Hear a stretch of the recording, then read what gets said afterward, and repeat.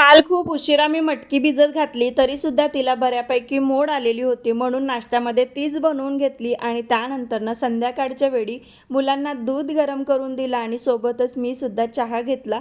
माझी ही नेहमीची सवय आहे, की वाटीमध्ये चहा घ्यायचा, कारण तो लवकर थंड होते आणि पटकन पिऊन आपण मोकळंसुद्धा होतो. त्यानंतरनं रिदूला कुठलाही प्रश्न विचारला, तरी पण त्याचं उत्तर जे असते ते म्हणजे, "मम्मी, मी स्कूलमध्ये बसने जाणार." आणि नंतर आता बाकीचे माझे जे काही शिल्लक कामं होते संध्याकाळचे ते करायला घेतले. कपड्यांच्या घड्या घालणं माझा आवडता विषय, कारण पसारा मला अजिबात आवडत नाही.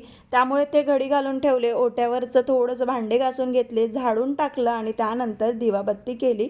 लाईट ना खूप वेळची गेलेली होती. त्यामुळेच मी तुला म्हटलं, की "दादा, मोबाईल चार्जिंगवर लाव." पण त्याने बटन एकीकडे आणि चार्जर एकीकडे असा गोंधळ घालून ठेवला आणि रिधूला तर एवढी गरमी झाली होती, की तो डायरेक्ट खिडकीमध्येच जाऊन लटकला. त्यानंतरच मी तुला आणलेला ड्रेस बघून इथेच व्हिडिओचा एंड केला. बाय.